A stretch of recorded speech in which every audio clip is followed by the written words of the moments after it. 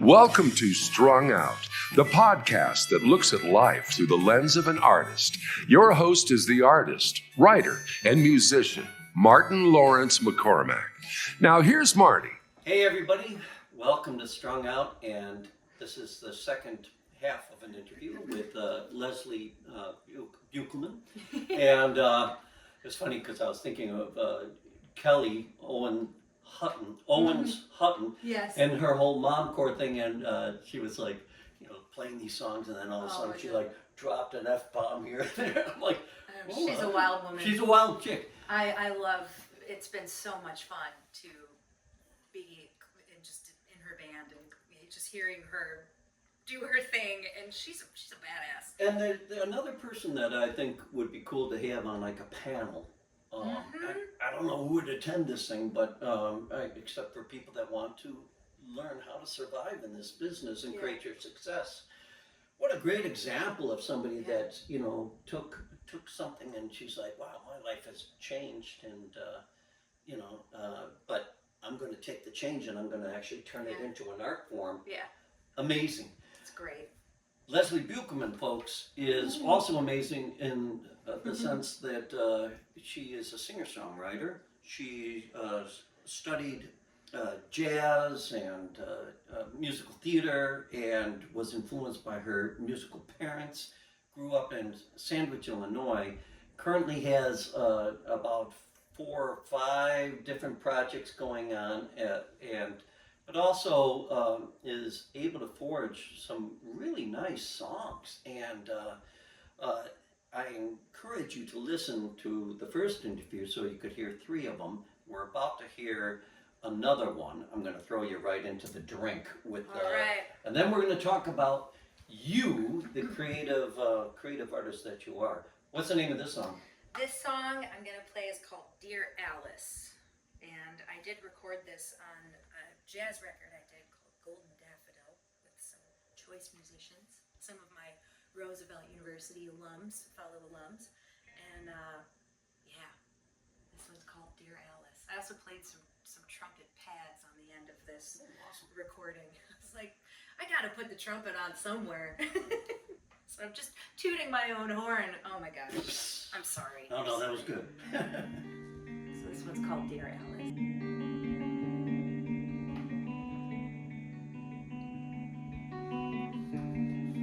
Grab the wheel, my fair friend, it's been a long night, and I'm too tired. Take me somewhere I can rest my weary head and close my eyes. I just want to dream a while.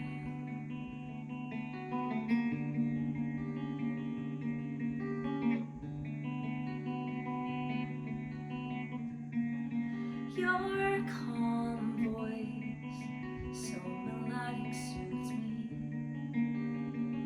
makes me feel fine. For my heart is wide open, and you're sitting here by my side. I just want to dream a while.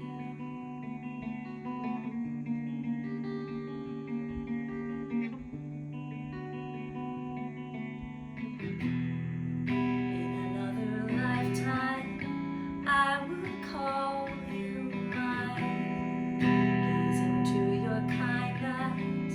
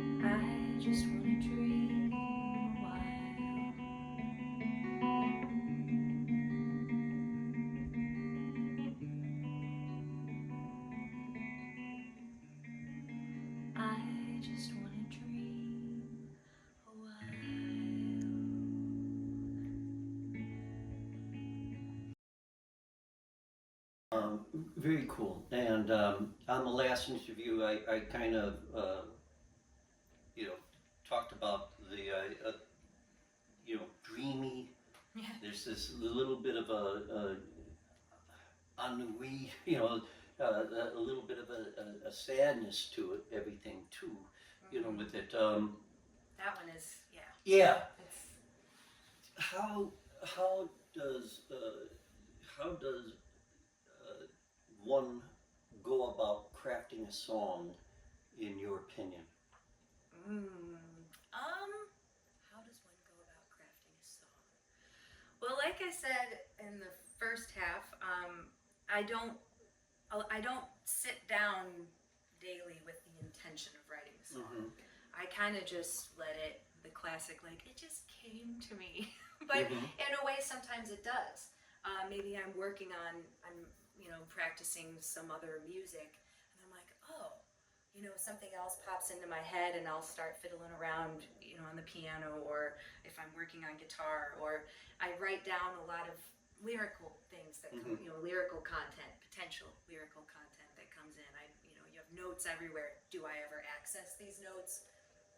Not regularly. Voice memos, you know, I'll be in the car and something like a melody will come to me and I'll be like, oh yeah, I'll record that quick. Again, have I fleshed any of these things out lately? No. But as far as crafting a song, I think I know people who sit down and write songs and they just, it all happens at once. Or, you know, you sit and you come up with the harmonic, or, you know, the harmony, and then the melody comes. For me, it happens all different ways. It just kind of, each song does its own thing. Are you the kind of person, and I always ask certain artists, I'll ask this, and do you have a Leslie Beukelman radio going on in your head all the time? Is there something like some sort of like musical background always percolating to some degree? As in, like, there's just music in my brain all the Yeah. time? Yeah, I think so. Little snippets of something that, you Definitely. know, and it's like, where is this coming from? Yeah, I mean, and- this is not, you know, something that I've heard. It's just, it's going on. I think that's, Yes, yeah. yeah. And sometimes it'll be like, oh, that's intriguing, and other times it's just like, what's happening? Yeah, what's going on? Why can't it turn off? Yeah. But then you don't want it to turn off. But No. so you collect the snippets of various musical forms. I have to laugh. I mean, I think every musician probably has, you know, an iPhone full of little, as you're driving along, right? And it's like the car's microphone is picking it up. It's like, Right, and you think, oh, that's going to be brilliant. And then you listen back to it and you're like, oh, I don't even know what I was What was I thinking? Yeah. However, there is that odd one that gets through, that kind of happens, and you kind of answer the question for me that things for you can happen in a myriad of different ways. Yeah. So you can have that melody that hits you, or lyrics. Yeah. Is your songwriting, is your crafting the sort of thing that is experiential? On the last interview, you had the song Lenny, where you were in Greece and you were listening. You were at the spot, the very, you know, bench that Leonard Cohen and Sophia Loren's, right? Yeah. I didn't even know they were friends, but that's interesting. I mean, it's Sophia Loren. Let's give it up. She's just you know, amazing. What a eat force. pizza and pasta. You Right. know, like, thank you. And You are look queen. good. Yeah. You know, but you know, that experience does that unleash the muse for you? Are you the kind of person, you have such a strong tie to your childhood home? Yeah. And again, you came up with that song Silo that's based on experiential writer. Do you start from there? I think so. Now no one's ever really asked me that. I've never really thought about it. Yes, I think so. I mean, I think some of my favorite songs are from just having that particular feeling. Like, I remember with Silo song, I was sitting in my apartment.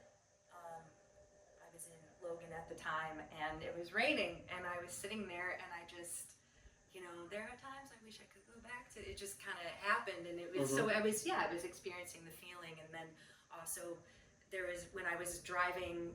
I think I was driving away from Sandwich, coming back to the city, and the sun was reflecting on the silo, and I was just like, man, there was this golden arm just and I was just thinking about, and Mick had actually just passed away, and I was just hit with something, and it's always a little bit bittersweet when I have to come back to the city, Sure.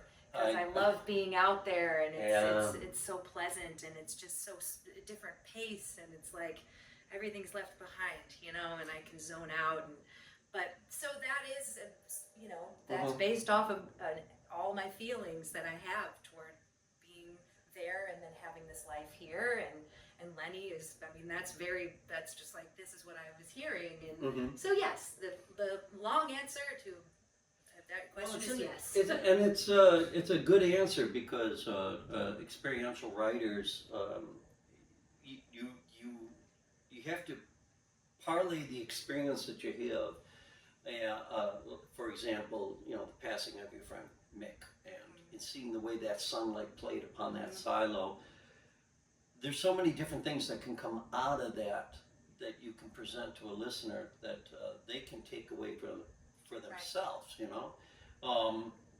That's what I hope. I always hope, sometimes I feel like, is this song just too literal? Like, here I am sitting with Marty having a beautiful day. Like, but However, that song could be really great too. You know, like I sometimes I think, oh, I need to be more like mysterious, but that's just, then I'm trying to write, and it's not just coming from the heart. Let's talk a little bit about trying to write, because in the last interview you kind of touched on that. You said, I'm not the kind of person that, I've given myself, okay, you're going to write a song a day. Yeah.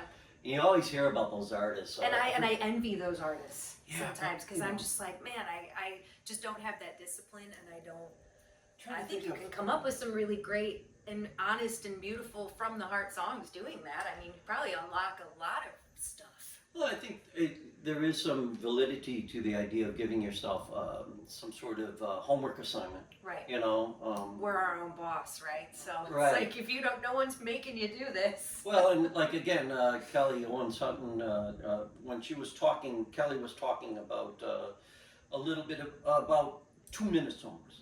Yes. 2 minutes of fury. because I said so. Right, stuff like that. I love it. Love that. However, there is like where somebody is taking a parameter, and they're kind of making it happen. You being in so many different groups, let's concentrate on the Oh Yeahs, for example. Sure. When you guys collaboratively come together,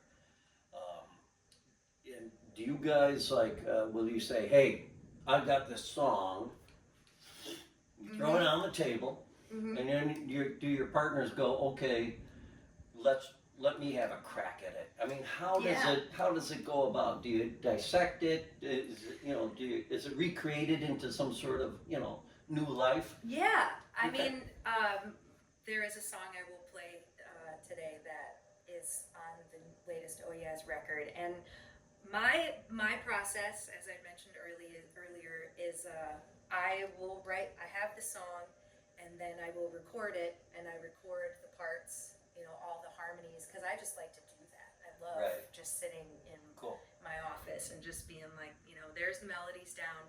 Now what kind of harmony can I put on there? Ooh, and now where this one goes. And the way that we do harmony is a lot of times our voices are crossing. It's not just like, and so I will create that and then bring it to the girls and say, what do you guys think about this? And be like, oh, this is awesome. With Sarah, she'll bring a song to the table. She'll play it for us.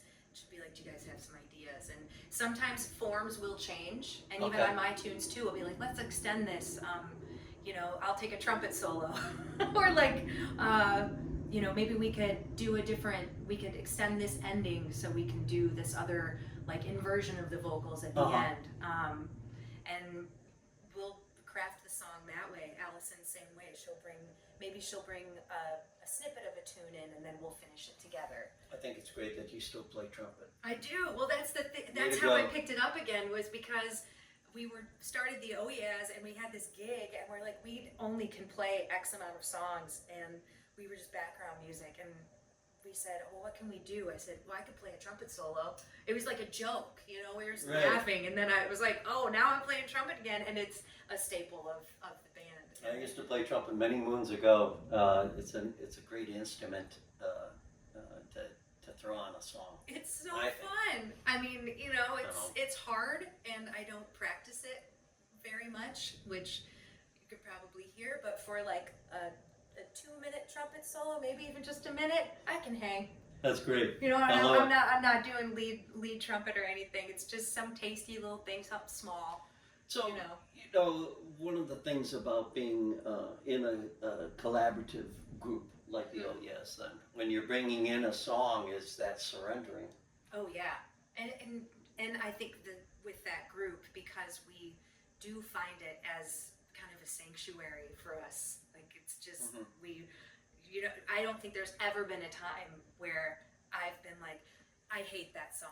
We're not doing it. You know, because I know that we trust each other and we love each other, and if there is something like, you know, that chord, I feel like maybe we could switch it, or you know, one of us will make suggestions and we listen to each other, and I forget why I even started talking about that, or what your question was. Well, I'm talking about the idea of surrendering. Yes.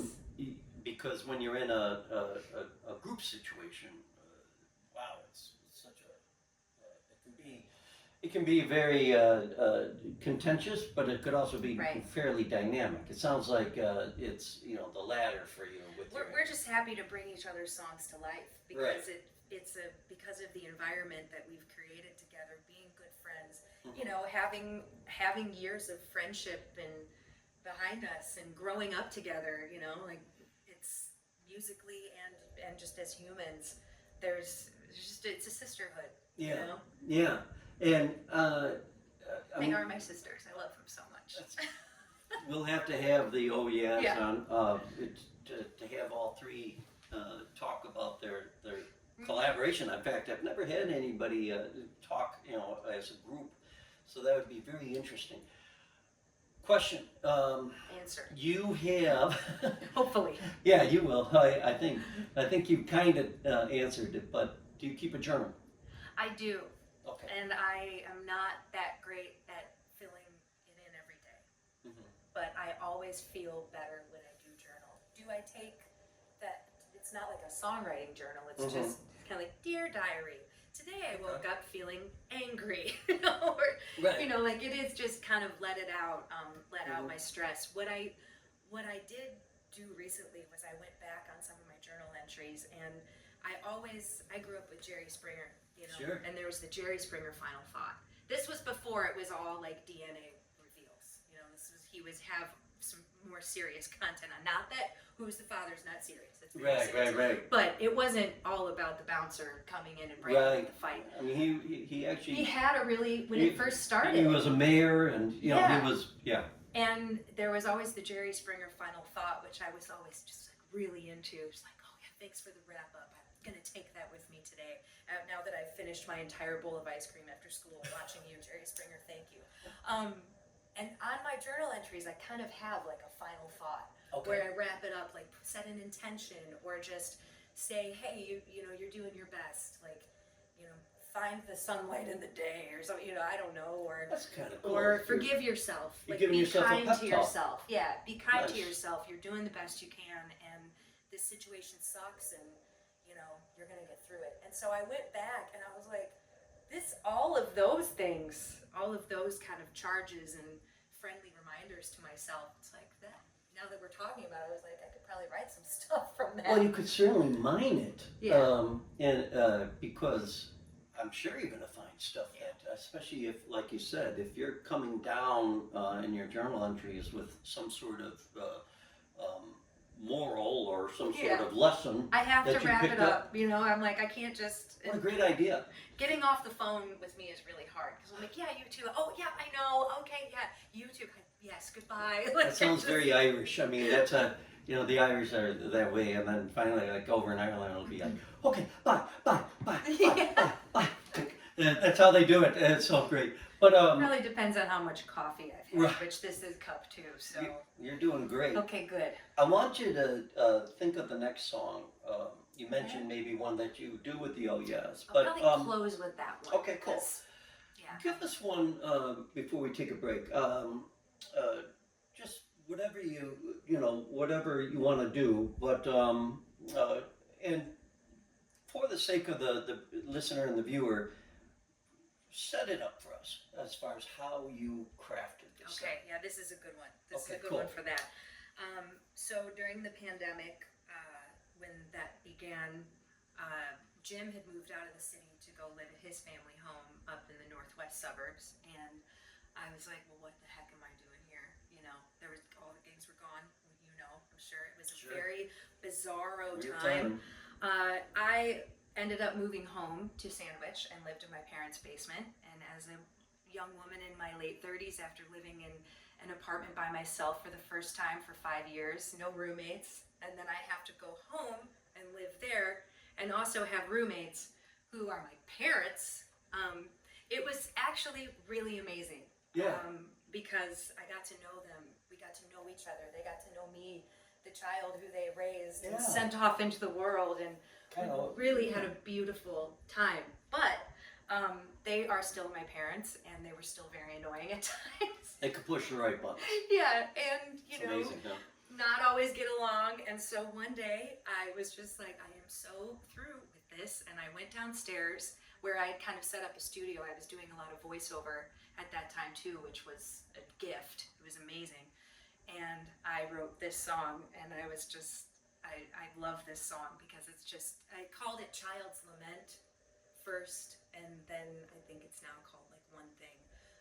I don't know what the title is. We'll go with one thing. Yeah, but Okay. this one was one that just kind of came to because I was so frustrated, and I did what my mom always said: put it into the music, which I never understood what the hell that meant. I love the What am I supposed to do? Did you hear the voice, your mom's voice there? Put it into the music. So Okay. I did. All And, right, that's yes. cool.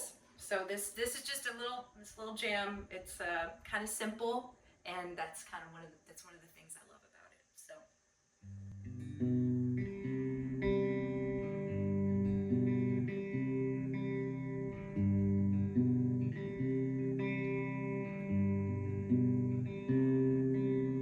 Will you take the time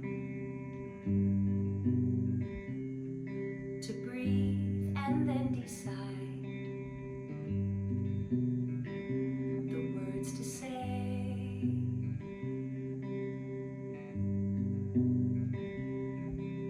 I know I'm young and I'm not exactly qualified to tell you how to live your life.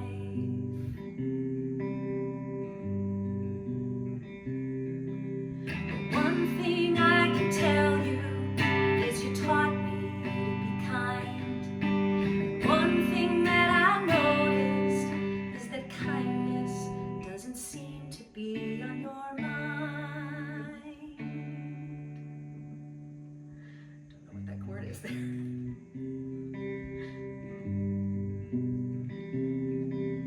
But if you're feeling ire,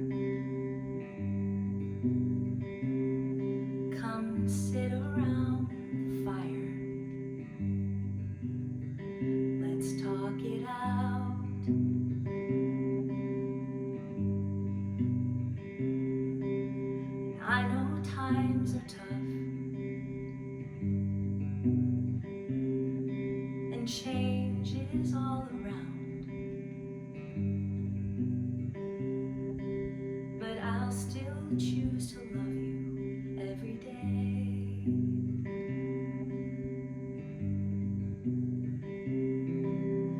One thing I can tell you is you taught me to be strong. And with the strength comes courage.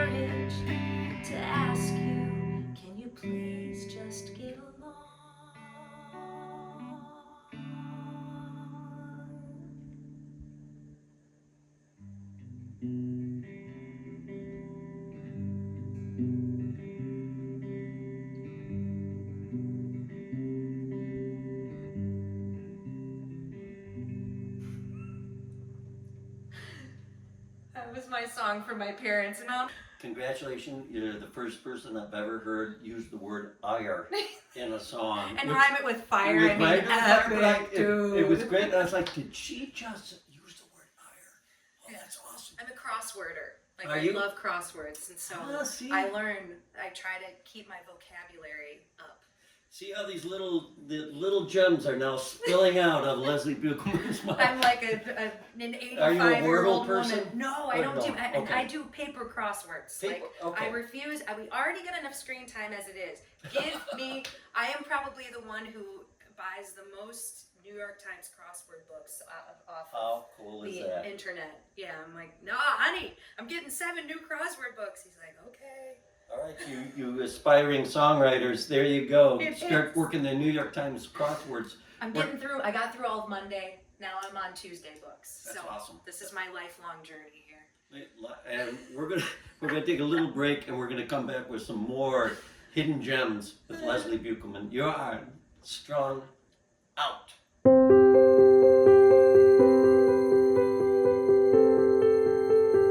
Hello, subscribers, and welcome to Inside Views of Marty Fine Art, where people are talking about their collected works by artist Martin L. McCormack, like this plein air watercolor titled River Bower, Donegal, Ireland, recently purchased by Cindy Roby. Our trip to Ireland was such a gift. Even more so is the forever reminder of the trip we had through Marty's painting, River Bower, Donegal. It is a beautiful rendition of a path we actually had the pleasure of walking.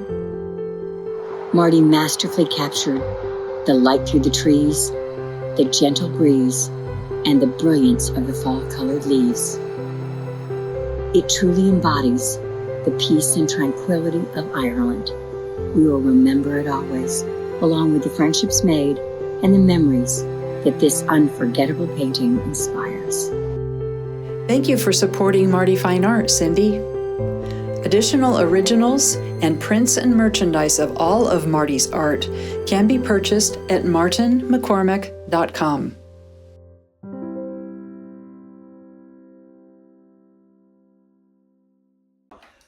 Well, we're back, and before the break, we found out about Leslie finally confesses about the crossword puzzle because I picked up. I just think what a great way to get words into your vocabulary by doing that. And you learned something too. I mean, it's like, oh, cool. I couldn't tell you anything that I've learned right now. But those, coming up with words that are they're good. That's a good word because it's a word that's not commonly used, but it's not also pretentious.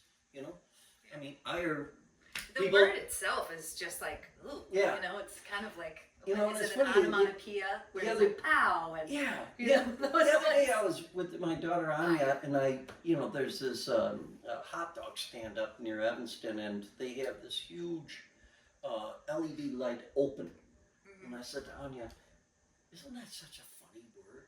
The word open? I mean, when you look at it like that, and you're like, wow, it's like Norse or something, but to see it, the physical quality of a word, but then, to hear, a word like ire being used in a song, again, it's one of those things where, for me, it's like you just handed over a little gem or just a fun thing for me to enjoy. I want to ask you to offer advice, okay? For aspiring songwriters. What are your do's and don'ts? And there's no hard or fast or right or wrong to this. It's just, what advice do you have, going out there for people trying, to not only write songs, but you with your being able to wear so many different hats and run so many different projects, which are fantastic. So, what do you got? What do I got? Well, one thing I will say is to be kind to yourself and try not to judge yourself so often. Mhm. Just putting it out there. I think there's so many times where I didn't share music or didn't hustle because I thought my songs are like, even now, I'm just like, well, the one I'm going to end with like kind of has the same vibe as the other 5 I've played today. But who cares? Right. You know, I think I've judged myself or felt like they weren't good enough, or, you know, kind of kept myself from pursuing a Mhm. singer-songwriter career because I was afraid of what people would think. And you know what? Who Right. cares? Who cares? Well, who does care? At Who the end does of the care? day, And you know what? yeah. There's so many people out there. Who knows if anybody's gonna hear you anyway? As I like to Just say not to- to be cynical, but it's like, you know, just do it. What are you afraid of? I like to always say 100 years from now, Yeah, it's not going to matter. doesn't matter. But, you know, like writing in the same key or something, Right. those are things that are easily corrected too. I mean, True. you know, so the mechanics of stuff, I mean, The ones I capoed, they're the same damn chords I'm playing in every other song. It's just Different sounds key. a little different Yeah, because well, it's moved. I mean, in our band Switchback, if we're doing a set list, you know, of our songs, you know, we will get into that discussion of, well, that last one was in D. Uh-huh. We can't do another D song. We're going to have to find. We had what the do we same have- thing with the Oh Yeahs. We're like, we have 5 songs in G. Do we have any other? Do we have songs in any other key? We're like, oh, we could do this. That one's an A. But that's, you know, that's good advice right there. I mean, you know, be aware of what you know, the easy leanings, you know, I guess is what I would call it, where you're like, you know, oh yeah, I like to compose in the key of D because my voice feels the most comfortable there. Great. I'm happy. Shake it up a little bit. Yeah. But, you know, with your songwriting and, you know, I love the fact that you have a journal, that you've written these experiential songs, and I also respect the fact that you, with the Oh Yeahs, you're bringing stuff in with the understanding that it can be changed. Yeah.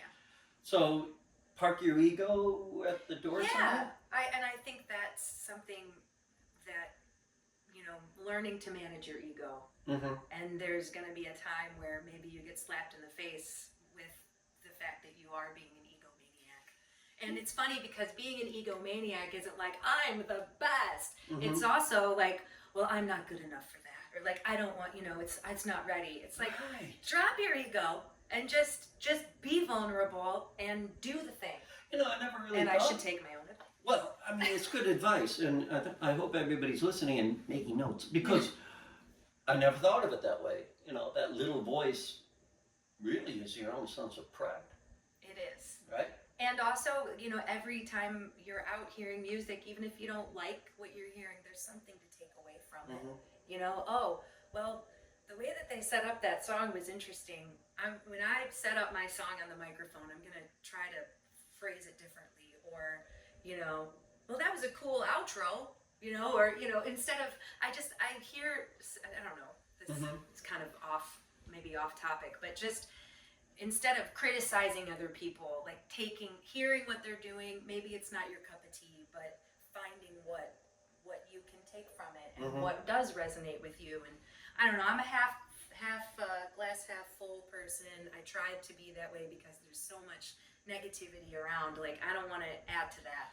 Well, how do you? And it's not, I mean, this is just, you know, this is through experiences and just my own human experience. Being a sensitive artist, though. And what works for me, so I can wake Yeah. up every day and feel like I have a purpose. So You know? that's you're touching on something that could even be its own podcast. I mean, the coping mechanisms in Yeah. a very twisted and tortured world that we're in currently, right now. That, you know, especially as artists, I don't know how you feel, but I mean, the idea of like you think to yourself like, boy, you know, these are tough times, and how do I keep, you know, not only myself balanced, but how do I project it out there that it's going to be all right, without it, you know, being not fake, but without it being like, you know, you almost feel like, well, geez, how can I be, you know, positive and happy when we're in a world of, you know. It's like I try to Care Bear stare, you know, Care Bear stare, and just put that out. Like I said, I'm an '80s kid. That's the power of your generation, man. Yeah. You guys had the Care Bears. I didn't I have mean, for it. better or for worse. Like, who knows? You know, what all these things. We also had Gem and Rainbow Bright. And Yeah, you guys, you know, a lot of positive stuff though. there was, yeah. You know, that came through, and But yeah, it's, but you know, a final bit of advice. You know, is there anything that you, if you had to tell the younger Leslie, let's say the one that pre-pandemic that showed up on the scene, to look out for or be surprised about or whatever, is there one thing, like looking back, that you would say, hey, you know, do this, or hey, you know, don't do this, or sure. I have thought about this before. There was the little Leslie coming out of high school, like, I'm going to be famous, you know, and just wanting to be in everything and do everything. I love everything that I've been a part of and wouldn't change that at all. I think one thing I would say is don't push so hard. Like, let things unfold. You know, don't. I feel like sometimes I would push really hard, or I would be like, okay, well, when are we going to do this again? Because we have to do it again, you know. And I think there was an eagerness and a hunger to that younger version of me, which I still have, and I mean, it lives. It's just who I am. I want to keep going. But I think there's also a time where it's like, okay, well, just like enjoy the now, you know, and don't push so hard, because it might be, you know, if you push something really hard, it could just kind of make it fall apart. yeah. And just letting things go at their own pace with, you know, the sense of urgency, if that's what you're feeling, if that's what something requires, like, yeah, there's a deadline, or, you know, we need to keep doing this, but just kind of being in the now and just appreciating, making sure that, you know, working on things for the right reasons. I've watched The Bachelor and Bachelorette, so the right reasons has been changed into a whole other thing. Wow, But doing it from the heart, and like, Right. not just because you think it's supposed to be this. And I don't know if I'm making any sense, but I think you're making a lot of sense. I think, you know, for any artist, any aspiring musician, and I keep going back, but, you know, it's the reason for this podcast is the journeyman, the working musician that's out there. yeah, What a hard thing to not only maintain a sense of positivity, but to, you know, surrender one's ego, but then also to realize that what you're doing is something that does make a difference in the world, as long as you understand that it does. yeah. You know? And keeping your head in the game on that, you know, Yeah. instead of feeling like, well, I have to push this way, or, you know, just kind of like keeping the heart in it instead of seeing a product. And I You think know? the best bit of advice that you gave just now was the idea of being in the moment with it, right? You know. And I think that's why I don't really push my own stuff too much, is because it's, when I get the opportunity, I'll brush up and I'll go back into it. And when I'm inspired, I'll get with the guitar. I mean, I wish it was more. Right now, I just feel a little, you know, I feel like my energy is taken up with, is just consumed with other projects, and that's kind of what happens. All these projects are not happening at the same time. Yeah. You know, it's almost like, okay, we're in this mode, now we're in this mode, and oh, this band has a gig, great, I can't wait to dive back into that music, we'll do the gig, and then it might be another 6 months before anything comes back with that. And I trust in that. I don't feel that now. I don't think like, oh no, it's all falling apart. It's like, Well, no, I think, that's the way it works. I think the you know? Leslie Beukelman project is there, and It it's is, going to and happen. it'll have its moment, you And know. I hope it happens, you know, sooner than later, because I think you really do. Well, thank you. Your personality, and also just the way you write, and that Midwestern sensibility about things. Hospitality. I just Yeah. always think Midwestern. Yeah. Midwestern. Midwestern nice? No, but Yeah. I mean, you know, but just you know, telling it like it is really important.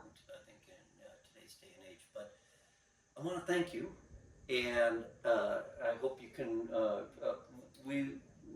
Your website has been flashing during the video portion of this, and people will be directed to your website with the audio. Like, Yeah. bing, bing. Play us out, and again, thank you so much Oh, for man. being so kind with your time, and also for sharing, not only your talent but the most needed thing for a lot of singer-songwriters, the idea that you can do this. Thank you for having me. You're and for welcome. having this. And I Yeah. hope I don't cry during this song. Oh, Because now you've set up this beautiful, we're just I hate when I do we're that. having a heartfelt moment here. yeah, yeah. Yeah, this song this was one that I also wrote in the basement during the pandemic, and it was a special one. Another kind of like silo song, just like all the reflecting, and Mhm. I will say that going home, living at home for 2 years as a grown woman, it was almost like rehab, like emotional. It was Yeah. I was feeling really scattered before I just was, before all of the sudden everything stopped. I just felt I was just kind of all over the place emotionally, and so going home and being in the house with two people who there's that unconditional love. I mean, they're my parents, and I'm so fortunate. Yeah. I know not everybody has that, and I mean, we have our, obviously from my last song, it's like, it's not all sunshine and roses, and Right. nothing ever is. But if it was, I feel like that'd be weird. But this song kind of was just reflecting on kind of where I was and where I'm going. What's the name of this one? This one's called Light of the Moon. Light of the Moon. Just being back home Nice. in my house, hands in the dirt again, mowing the lawn, weed whacking the creek bank, helping, doing the rototilling in the garden, and just being happy just by being able to see the moon and the stars and being with my two buddies. Nice. So, yeah. Oh boy, I don't know if I'm gonna make it. And I have to remember how this goes.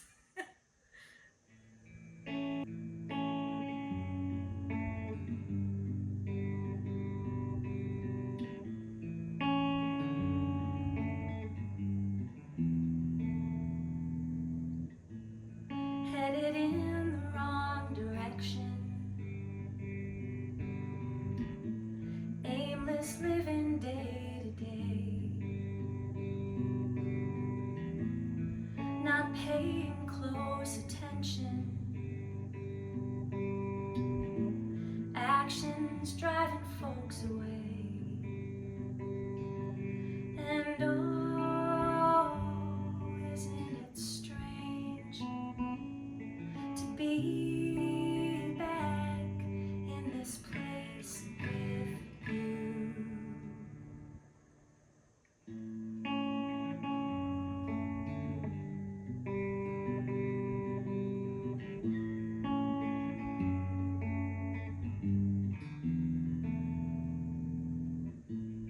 Trying to make an honest living,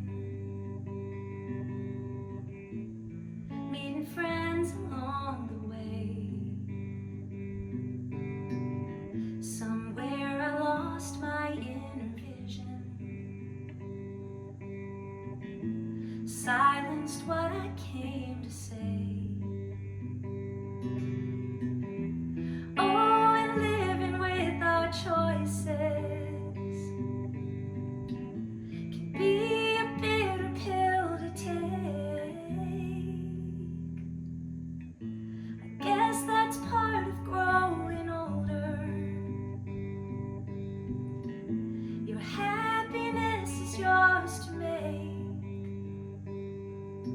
and oh,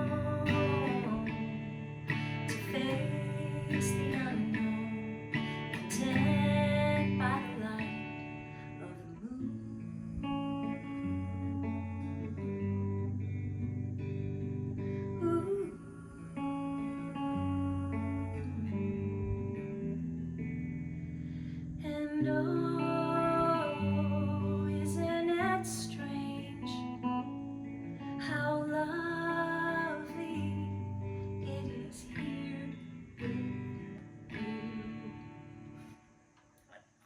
What always gets me. Just brings me back. Like, that's the cool thing about music. Is it brings you back to those places. And I remember writing this song. Yeah. I remember the feeling of just like being there with my folks. Yeah. How special that was. Sorry. You're in the moment, though. And it's you just know? like it Yeah. it brings me back, and now that I've, we've been living back and everything's chugging along again in its own unique way again. I miss it. Well, and And I played 3 songs in this podcast that I wrote during that time, and there was like a level of just serenity and like also unknown, and it was a wild time. And well, you could also probably I don't know, during those times, and ironically, I mean, it continues, is you sense the passing of time. yeah.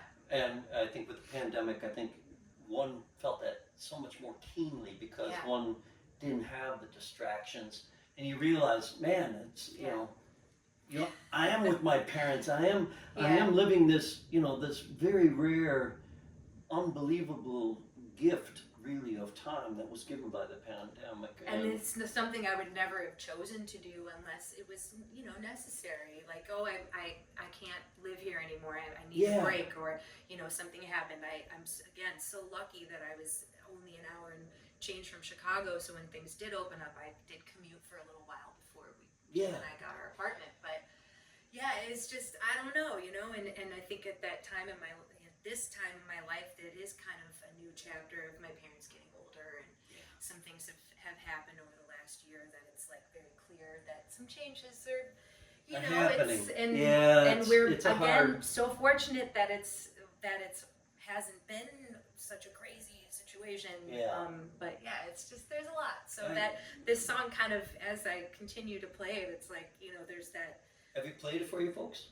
Yes, they've heard it. Oh, yeah. I imagine they must be just blown away, and they feel it too. Probably that idea that, gee, not my little girl anymore, but yet my little girl. Talking about it in that way, talking about just how lucky and fortunate we are to be blessed with the time to be with people that we care so much about. That's the closing song on the Oh Yes most recent record, Beautiful. Leaves. So Great. and the way that we sing it together, I mean, I can't wait to hear it. With this second Oh Yes record was special because we normally do just trio, and this one we actually had enlisted our significant others, guitar player, mine's guitar player, and bass players, Allison's husband, and then we also had Sarah's husband guest on a tune, and we had a drummer and another guitar. So we did more of a studio record this time around, and so it's really beautiful. That song was brought to life, and I wish those girls were here with me because they usually help me sing that last line. Well, so I can get it we'll out. have to bring them in. We're going to have an Oh Yeah show. On this podcast. Oh yeah. And again, thank you so much. Thanks. What a wonderful thing! One great experience, and I want to thank you guys. I hope you're getting something out of this. I certainly am. So me too. This was great, man. Until next time, we will see you, and check out everything that Leslie is doing, because that is the best way you can support the musical endeavor of all these independent musicians. We need to have people that are into music, or else what's the point, right? That's the truth. All right, guys. We'll see you later. Thank you. Bye-bye. Thank you for listening. For more information about this show or a transcript, visit martinmccormack.com. While there, sign up for our newsletter. See you next time on Strung Out.